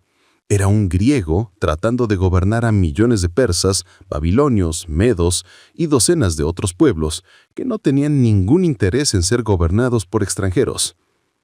Su solución fue brillante y al mismo tiempo fue su perdición. Decidió volverse persa. Se casó con una princesa persa llamada Apama, adoptó las ceremonias persas, mantuvo la administración persa y básicamente se convirtió en un Darío III con acento griego. Sus soldados macedonios lo odiaron, pero los persas lo toleraron. Fundó ciudades por todas partes, pero no las fundó para los griegos, las fundó para los persas helenizados. Antioquía, Seleucia del Tigris, docenas de ciudades que eran una mezcla fascinante de arquitectura griega con alma persa. Era como si hubieran inventado la fusión cultural 2300 años antes que fuera cool. Pero aquí está el problema con los imperios gigantescos. Son imposibles de controlar desde un solo centro. Seleuco tenía territorios que se extendían desde Turquía hasta India, y en aquella época un mensaje tardaba meses en ir de un extremo al otro. Las satrapías comenzaron a actuar como reinos independientes. Los gobernadores locales se casaban con familias nobles de la zona, sus hijos ya no hablaban griego, sus nietos ni siquiera sabían que tenían antepasados macedonios. Era como una empresa multinacional, donde cada sucursal termina olvidando que tiene una oficina central. Los partos, los nómadas que dijeron no. Y entonces aparecieron los partos y cambiaron todo para siempre. Los partos eran un pueblo nómada que vivía en el noroeste de Irán, en una región que hoy es Turkmenistán. Eran los típicos nómadas de las estepas, duros como el cuero, expertos jinetes y una filosofía muy simple sobre la vida. Si algo no es tuyo y lo puedes tomar, tómalo. Habían sido súbditos del imperio persa, luego súbditos de Alejandro, luego súbditos de los seleucidas y estaban hartos de ser súbditos de cualquiera. Su líder se llamaba Arsaces, y este tipo tenía una visión que era revolucionaria para su época. ¿Por qué tenemos que obedecer a reyes que ni siquiera viven en nuestras tierras? Era el año 247 a.C., cuando Arsaces se rebeló contra el sátrapa seleucida de Partia. Pero no fue una rebelión normal, con asedios y batallas campales. Los partos inventaron algo completamente nuevo, la guerra de guerrillas montada. Imagínate, aparecían de la nada, atacaban una guarnición seleucida, mataban a todos los soldados, se llevaban el botín y desaparecían en las estepas antes de que nadie pudiera reaccionar. Era como pelear contra fantasmas. Los seleucidas enviaron ejército tras ejército para aplastar la rebelión, pero era imposible pelear contra un enemigo que no estaba nunca donde esperabas que estuviera. La táctica que cambió la historia. Los partos perfeccionaron una táctica militar que volvió locos a sus enemigos durante siglos. El tiro parto. Era genial en su simplicidad. Fingían que huían, el enemigo los perseguía pensando que habían ganado, y de repente todos los jinetes partos se daban vueltas sobre sus caballos y disparaban flechas hacia atrás, mientras seguían galopando. Los romanos, que se creían los mejores soldados del mundo, nunca pudieron encontrar una defensa efectiva contra esta táctica. Era como jugar fútbol contra un equipo que podía correr hacia atrás tan rápido como hacia adelante. Pero lo más genial de los partos no era solo su forma de pelear, era su forma de gobernar.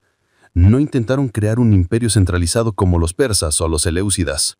Crearon algo completamente nuevo, una federación de reinos vasallos.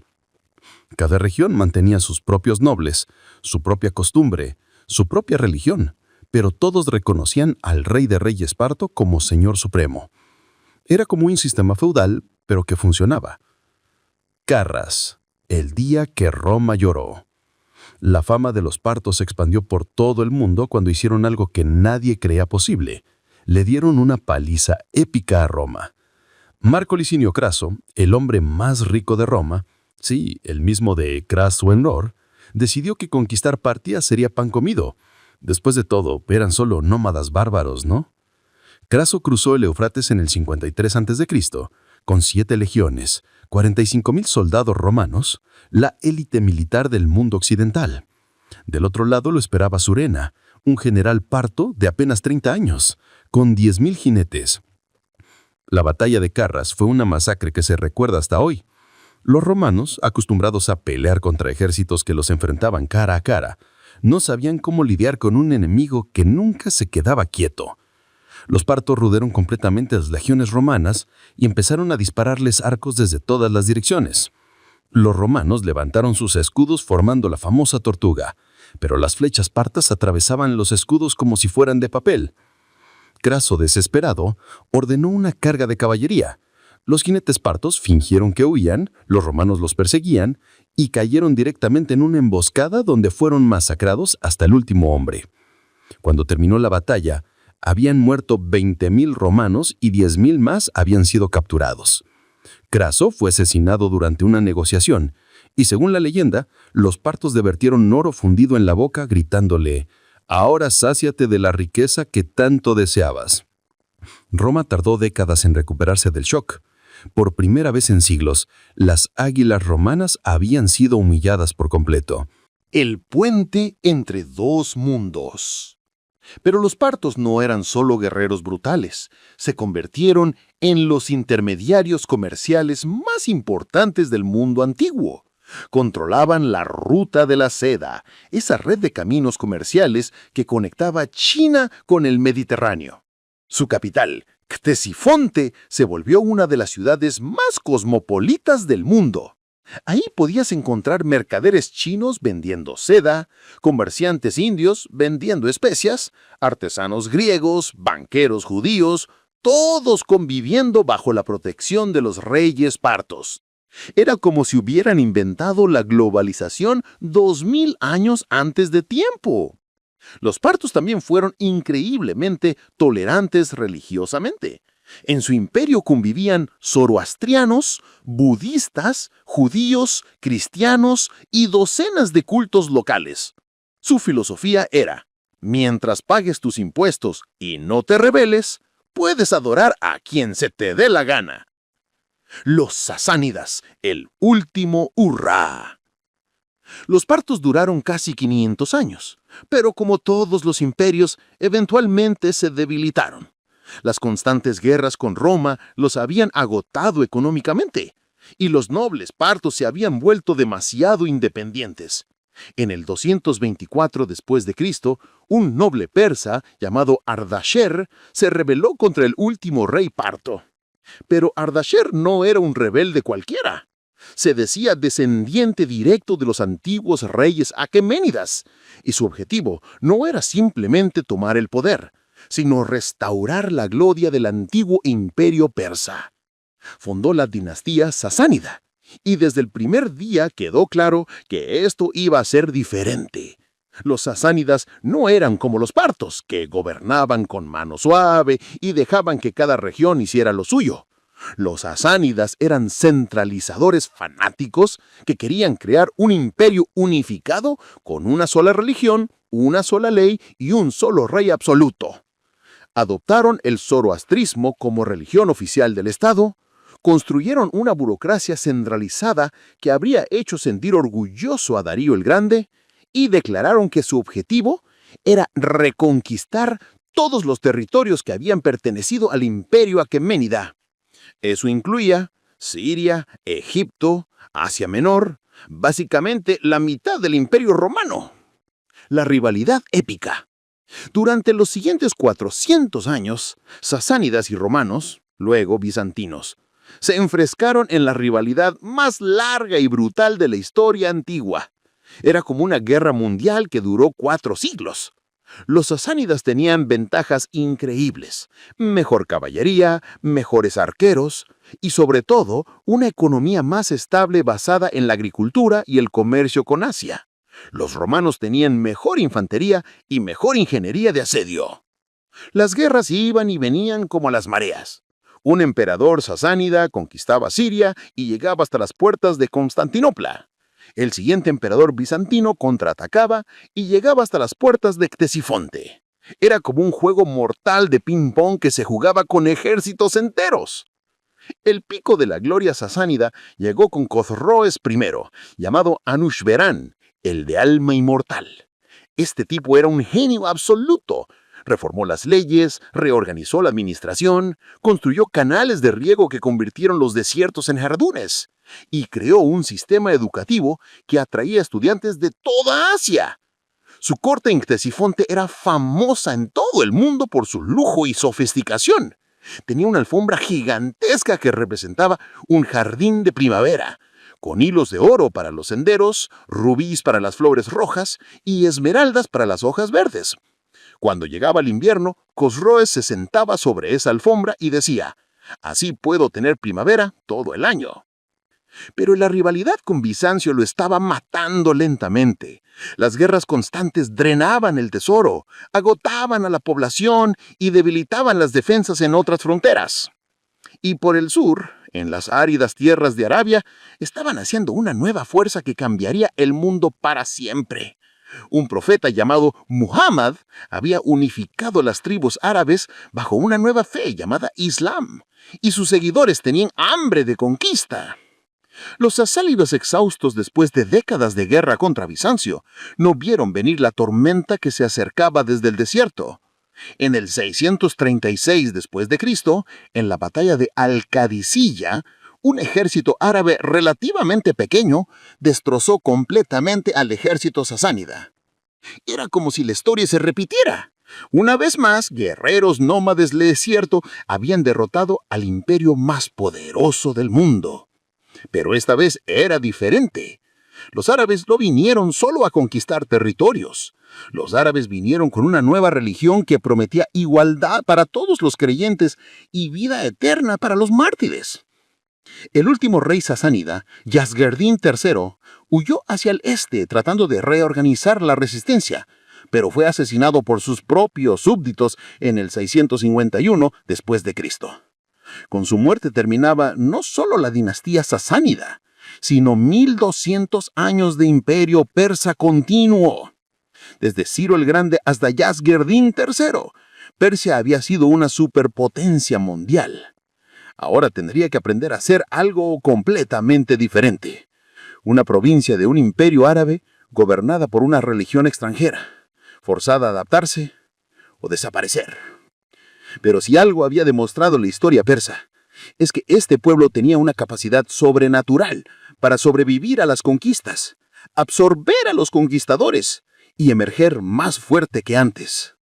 Los árabes habían conquistado Persia militarmente, pero en el próximo capítulo veremos cómo los persas, una vez más, terminaron conquistando culturalmente a sus conquistadores, y cómo del encuentro entre el Islam árabe y la cultura persa nació algo completamente nuevo y maravilloso. No te lo pierdas. Capítulo 6. El águila que aprendió a volar con nuevas alas. La conquista islámica y el renacimiento persa. ¿Sabes qué pasa cuando un huracán se encuentra con una montaña? La montaña se dobla, se adapta, pero al final sigue ahí cuando el huracán ya se fue. Eso es exactamente lo que pasó cuando el Islam llegó a Persia. Los árabes pensaron que habían conquistado a los persas, pero los persas terminaron conquistando al Islam. El huracán desde el desierto. El año 636 después de Cristo fue como un despertar brutal para el imperio sasánida. Durante siglos habían estado peleando contra los bizantinos, gastando fortunas en guerras que no llevaban a ningún lado, cuando de repente aparecieron estos beduinos árabes del sur que nadie había tomado en serio. Los generales sasánidas se reían. Estos nómadas del desierto nos van a conquistar. Si apenas saben montar a caballo. Se equivocaron de manera épica. Los árabes musulmanes no eran como los conquistadores anteriores. No venían buscando oro o esclavos. Venían con algo mucho más poderoso. Una fe que les prometía el paraíso si morían luchando y que les decía que todos los hombres eran iguales ante Alá. Para un soldado persa acostumbrado a un sistema de castas donde tu destino dependía de dónde habías nacido, este mensaje era revolucionario. Los árabes les decían, no importa si eres noble o campesino, si te conviertes al Islam, eres nuestro hermano. La batalla de Al-Qadisiyah fue el fin del mundo persa tal como lo habían conocido durante más de 1000 años. El último gran ejército sasánida fue destrozado por completo por una fuerza árabe que era la mitad de su tamaño. Pero aquí viene lo fascinante. Los árabes no masacraron a los persas como habían hecho otros conquistadores.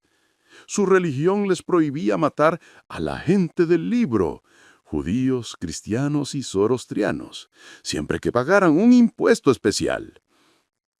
Era como un sistema de protección divina. Puedes mantener tu religión, pero tienes que pagar por el privilegio. La conversión más inteligente de la historia. Los persas se dieron inmediatamente cuenta de que tenían dos opciones: resistirse y ser aplastados, o adaptarse y sobrevivir. Escogieron la sobrevivencia, pero de una manera tan brillante que terminó siendo una conquista al revés. La conversión al Islam no fue masiva e inmediata. Fue gradual, estratégica, inteligente. Las élites persas fueron las primeras en convertirse, pero no por fe religiosa, sino por supervivencia política. Si te convertías al Islam, no tenías que pagar el impuesto especial. Podías acceder a puestos en el gobierno. Podías comerciar libremente. Era como cambiar de equipo de fútbol para poder seguir jugando en primera división. Pero aquí está el truco genial. Cuando se convertían, no dejaban de ser persas, seguían hablando persa en casa, seguían celebrando las fiestas persas, seguían contando las historias persas. Simplemente añadían una nueva capa religiosa encima de su identidad cultural. Los árabes, que eran geniales para la guerra y la religión, pero no tanto para la administración, necesitaban desesperadamente a alguien que supiera cómo manejar un imperio gigantesco. ¿Y quién tenía más experiencia en eso que los persas? En menos de una generación, los funcionarios persas convertidos al Islam estaban dirigiendo prácticamente todo el imperio árabe. Era como si los persas hubieran dicho: «Está bien, pueden ser nuestros reyes, pero nosotros vamos a ser sus cerebros». La famosa Casa de la Sabiduría de Bagdad, donde se tradujo prácticamente todo el conocimiento griego al árabe, estaba dirigida por eruditos persas. Los grandes médicos, matemáticos, filósofos y poetas del siglo de oro islámico eran en su mayoría persas. Era la venganza cultural más sutil de la historia. El nacimiento del nuevo persa. Pero la genialidad persa se mostró en cómo preservaron su idioma. En lugar de dejarlo morir, lo transformaron. Tomaron la gramática y la estructura del persa antiguo, añadieron vocabulario árabe para los conceptos religiosos y legales y crearon algo completamente nuevo, el persa moderno o farsi. Era como renovar una casa antigua. Mantienes la estructura básica, pero le añades todas las comodidades modernas. Los primeros poetas que escribieron en este nuevo persa fueron revolucionarios culturales. Rudaki, que vivió en el siglo IX, fue como el Bob Dylan de su época. Tomó las antiguas leyendas persas y las cantó con ritmos nuevos, con palabras que cualquiera podía entender. Sus poemas viajaron por todo el mundo islámico. De repente, desde Córdoba hasta Delhi, la gente estaba leyendo poesía persa, aprendiendo nombres persas, soñando con los antiguos héroes persas. Los samánidas, los reyes persas que no eran reyes. En el siglo IX apareció algo que nadie se esperaba, una dinastía persa que gobernaba oficialmente como vasallos del califa árabe, pero que en la práctica era completamente independiente. Los samánidas, con su capital en Bujará, fueron genios del soft power. Oficialmente eran musulmanes devotos, vasallos leales del califa árabe. En la práctica habían recreado el antiguo imperio persa con nuevas etiquetas. Su corte hablaba persa, sus poetas cantaban las glorias de los antiguos reyes persas, sus arquitectos construían palacios que rivalizaban con los de Khosros. Pero como todo estaba envuelto en retórica islámica, nadie podía acusarlos de rebelión. Era como un caballo de Troya cultural. Por fuera parecía islámico, por dentro era puro persa. El gran logro de los samánidas fue patrocinar la creación de la literatura persa clásica. En su corte, un poeta llamado Firdusi comenzó a escribir la obra más importante de la literatura persa, el Shahnameh, el libro de los reyes. Firdusi se pasó 30 años de su vida escribiendo 60.000 versos que contaban toda la historia de Persia desde la creación del mundo hasta la conquista árabe. Pero no era solo historia. Era mitología, psicología, filosofía y propaganda cultural, todo mezclado en la epopeya más hermosa jamás escrita.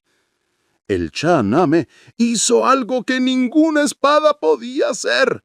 Mantuvo viva el alma persa. Cada verso era como un acto de resistencia cultural. Firdusi estaba diciendo: pueden habernos conquistado militarmente, Pero nuestra cultura es eterna. Los personajes del Shahnameh se volvieron más reales para los persas que los califas árabes, que oficialmente los gobernaban.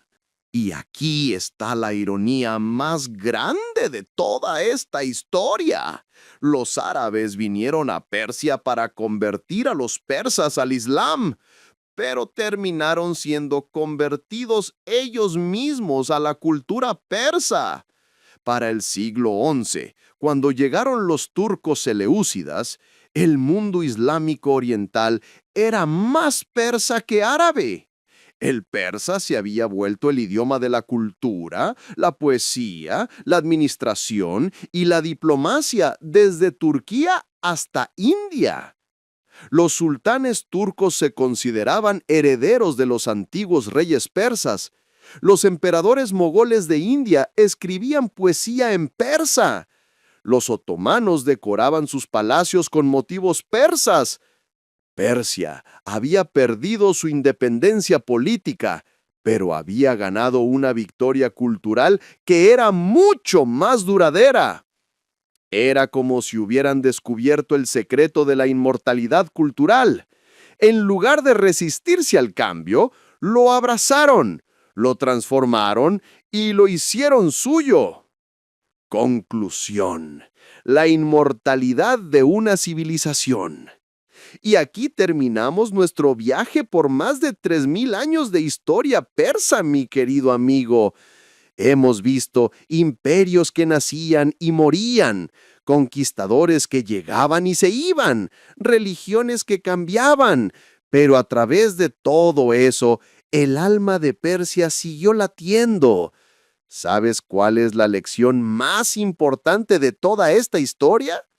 Que la verdadera grandeza no está en nunca caer, está en levantarse cada vez que caes, más fuerte y sabio que antes. Los persas fueron conquistados por los griegos, pero terminaron helenizando a sus conquistadores. Fueron conquistados por los árabes, pero terminaron persianizando al Islam. Serían conquistados por los mongoles, por los turcos, por los británicos, por los rusos, pero cada vez encontrarían una manera no solo de sobrevivir, sino de florecer. Es como si hubieran descubierto que la cultura es más fuerte que las espadas, que las ideas son más duraderas que los imperios, que el arte puede conquistar lo que los ejércitos no pueden. Hoy, cuando escuchas poesía persa, cuando ves una alfombra persa, cuando pruebas comida persa, cuando admiras la arquitectura de una mezquita con cúpulas y minaretes, estás viendo el legado de esta civilización increíble que nunca dejó de reinventarse. Los elamitas nos enseñaron que se puede crear algo desde la nada. Ciro nos enseñó que se puede conquistar con misericordia. Darío nos enseñó que se puede organizar el caos. Los partos nos enseñaron que se puede ser fuerte siendo flexible. Los sasánidas nos enseñaron que se puede ser grandioso siendo culto. Y todos juntos nos enseñaron que una civilización verdaderamente grande no es la que nunca cae, sino la que siempre se levanta. Y hasta aquí llega nuestro increíble viaje por la historia de Persia, amigos míos. Espero que hayas disfrutado tanto como yo este recorrido por una de las civilizaciones más fascinantes de la historia humana. Si te gustó este video, no te olvides de darle like. Eso me ayuda muchísimo a seguir creando contenido como este. Y por favor, déjame en los comentarios cómo te llamas, desde qué parte del mundo me estás viendo y sobre todo, dime qué otras historias te emocionan. ¿Quieres que hablemos de los vikingos y sus aventuras épicas? ¿De los samuráis y el honor del Japón feudal? ¿De los aztecas y sus ciudades flotantes? ¿De los piratas del Caribe y sus tesoros perdidos? Tus comentarios son los que me inspiran para el siguiente video. Y si todavía no te has suscrito al canal, ¿qué estás esperando? Dale a esa campanita para que no te pierdas ninguna de nuestras aventuras históricas. Porque, como decían los antiguos persas, la historia no es solo el pasado, es el mapa del futuro. Nos vemos en el próximo episodio y que tengas un día tan épico como los héroes de los que acabamos de hablar. ¡Hasta la vista, amigos!